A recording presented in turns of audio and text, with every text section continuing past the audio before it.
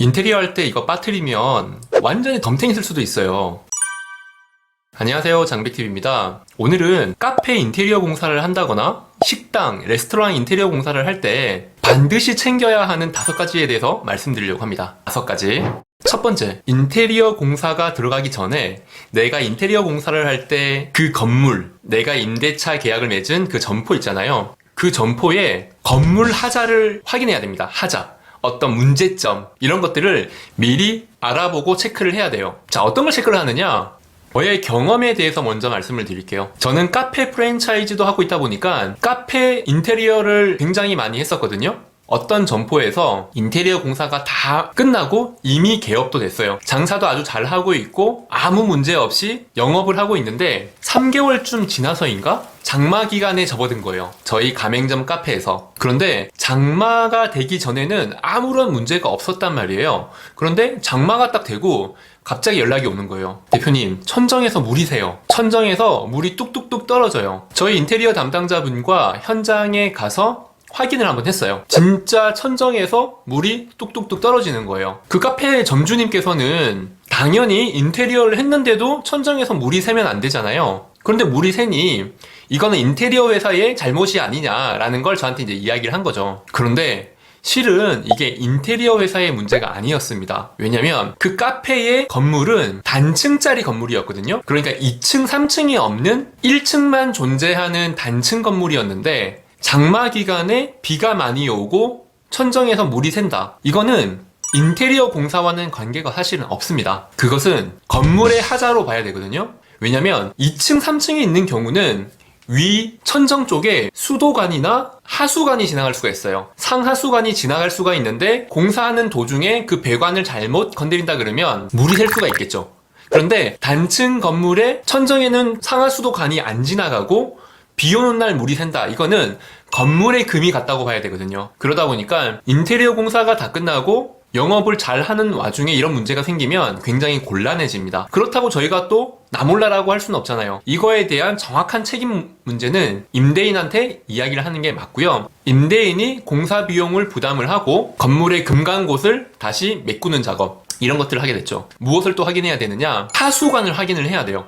우리가 카페를 운영하거나 식당을 운영하게 되면은 물을 쓸 일이 되게 많잖아요. 물을 쓰고 버리게 되면은 싱크대나 배수관 쪽에 물이 원활하게 잘 흘러내려가야 되는데 인테리어 공사가 다 끝나고 영업을 시작을 하게 되면은 그때부터 본격적으로 물을 막 쓰잖아요. 그런데 어떤 경우에는 너무 건물이 오래돼서 하수관이 막혀있는 경우가 있어요. 이미 이전부터 이물질이 많이 쌓여가지고 배수가 잘 안 되는 거죠. 그런 경우는 물을 많이 쓰게 되면 역류가 돼가지고 물이 넘쳐 다시 올라오죠. 이런 부분들도 단지 꾸미는 인테리어를 하시는 분이 책임을 물을 수가 있는가 애매한 부분이거든요. 그렇기 때문에 공사가 들어가기 전에 뭘 확인하냐면 상수관에서 우선 물을 최대치로 열어가지고 잠깐 동안은 계속 틀어봐야 돼요. 하수관에 물이 잘 나가는지 최소한 1분 정도는 계속 틀어놔야 돼요. 잠깐 틀었는데 잘 빠진다고 해가지고 물이 빠지는 건 아니거든요. 물이 천천히 빠져서 그 배관이 찰 때까지는 물이 빠지는 것처럼 보여요. 그러다 보니까 공사 들어가기 전에 상수관, 그러니까는 수도를 최대한 열어가지고 1분 정도는 흘려보내 보셔야 돼요.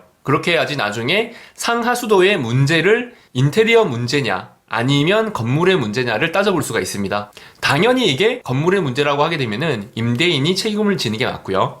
자, 첫 번째 확인해야 되는 건물 하자의 부분. 두 번째 확인해야 되는 부분은요. 인테리어 공사가 들어갈 때는 반드시 도면, 평면 도면, 인면 도면을 확인을 하셔야 되고요. 인테리어 회사에서 가능하다 그러면 3D 도면까지 공유를 해서 서로 간의 협의를 보셔야 돼요. 보통 규모가 좀 있는 공사를 하게 되면은 기본적으로 도면을 공유를 하고 3D도 공유를 하는데요. 작은 규모의 공사를 하거나 또는 부분 공사를 하거나 또는 인테리어 디자인을 하지 않고 실행만 하는 공사업체, 예를 들면 도장, 바닥, 설비 이런 것만 하는 업체에다가 부분 공사를 맡기게 되면은 도면 자체를 그린다고 생각하지도 않고 그릴 능력도 없는 회사들이 많이 있습니다. 개인 업자들. 그런 경우는 공사가 다 끝난 다음에 분명히 의견이 맞지 않을 수가 있어요. 제가 여기부터 여기까지 빨간색이라고 했지 어떻게 전체를 다 빨간색으로 이야기를 했나요? 제가 얘기했던 타일은 이런 무늬가 아니라 저런 무늬였어요. 바닥공사의 재질은 에폭시가 아니고 타일을 깔아달라고 했잖아요. 이런 부분들이 도면을 그리지 않고 나중에 결과만 보게 되면은 내 마음에 쏙 드는 가능성은 거의 없다라고 보시면 돼요. 인테리어 공사는 도면은 거의 필수라고 보시면 되는데 3D 디자인 같은 경우는 보통 어떤 맥스 프로그램 3D 디자인을 하게 되고 실사처럼 보이는 3D로 보는 것까지는 시간이 꽤 걸리고 고인력이 필요하거든요. 그 담당자가 인테리어 회사 안에 있거나 외주를 줘야 되기 때문에 무조건 다 해준다고 볼 수는 없습니다. 그래서 3D 디자인도 보여주세요 라고 하게 되면은 경우에 따라서는 공사의 규모, 단가에 따라서 별도 비용을 청구할 수도 있습니다. 자, 세 번째, 인테리어 계약서 작성.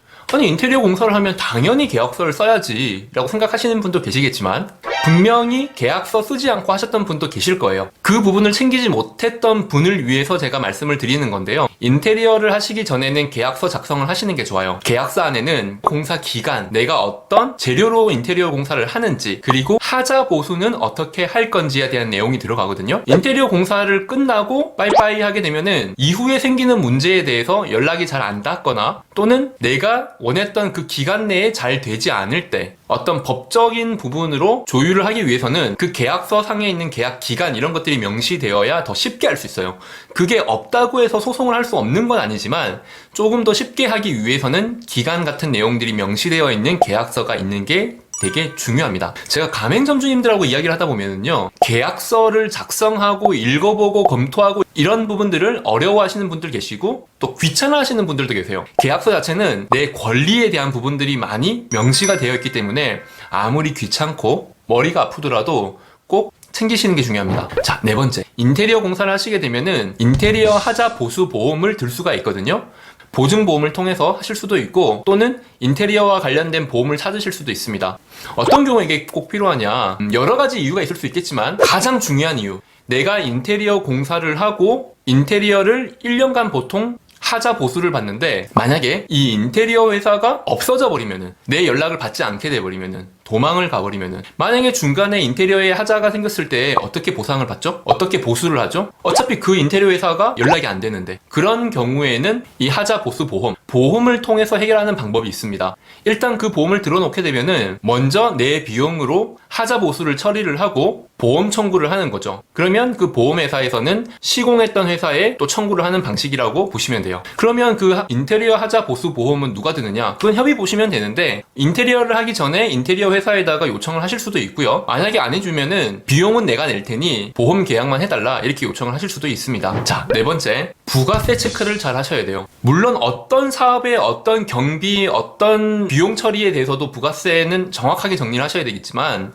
인테리어를 유독 제가 더 중요하게 생각하는 이유는 내가 사업을 처음 시작할 때 가장 큰 목돈으로 들어가는 부가세가 인테리어라는 거예요. 다른 것들은 잔잔한 비용이다 보니까 혹시 실수를 하더라도 그 다음에 잘 챙기면 되잖아요. 그런데 사업을 처음 시작할 때 가장 큰 비용이 보증금이나 권리금이죠. 그런데 보증금과 권리금은 부가세와 크게 관계가 없잖아요. 물론 권리금은 관계가 있지만 그거 다음으로 가장 큰 금액은 역시 인테리어입니다. 그러다 보니까 예를 들면 인테리어 비용이 5천만 원이다, 1억이다. 그러면 부가세가 500만 원, 1000만 원 이렇잖아요. 그 돈을 내가 처음 예산을 마련하는 비용에서 충분히 이야기가 되어야 내가 지금 여기까지 5천만 원을 쓰고 여기까지 주방 집기를 사고 계산이 잘 맞죠. 예산을 짤 수가 있잖아요. 근데 마지막에 부가세 주세요 했는데 부가세? 이거 포함된 거 아니에요? 라고 이야기를 하면서 다투는 일들이 종종 발생한단 말입니다. 그러다 보니까 이게 공사 비용이 부가세 포함인지 아닌지 별도인지 이런 부분들을 미리 잘 챙기셔야 돼요. 그리고 마지막으로 한 가지만 더 말씀을 드리면은요, 공사를 할 때 인테리어 공사의 범위에 대해서 잘 이야기를 나누셔야 돼요. 인테리어 회사랑. 자, 그 범위라는 게 뭐냐면 우리가 인테리어라고 하면은 내가 생각하는 인테리어와 인테리어를 하는 회사의 인테리어의 범위가 다를 수가 있어요. 계약서 상에서도 이게 어디까지인지가 명시가 잘 안 될 수가 있기 때문에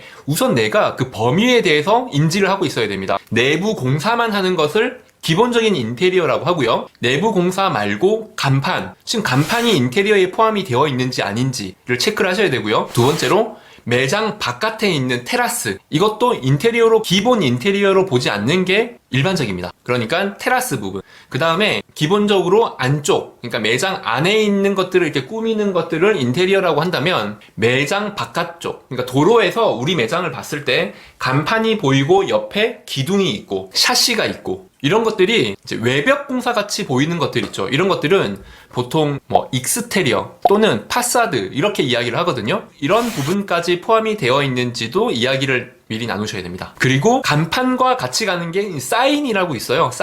사인물 뭐 이렇게도 얘기를 하는데, 인테리어를 하다 보면은 뚝딱뚝딱 공사하는 거 말고요, 어떤 그림을 붙이거나 네온 사인을 달거나 시트지를 붙이는 작업 있죠. 이런 것들은 보통 간판 회사에서 많이 하거든요. 사인 공사라고 합니다. 이런 부분들도 포함이 되어 있는지 안 되어 있는지 이런 것들을 체크를 하시기 바랍니다. 이 정도면은 내가 인테리어 공사 들어가기 전에 기본적으로 체크해야 되는 5가지, 6가지 정도가 되는데 이해를 하셨죠? 이거 말고도 더 중요한 부분이 있는데 제가 빠뜨렸다 싶은 것들은 댓글로 남겨주세요. 다시 한 번 더 추가해서 말씀을 드리도록 하겠습니다.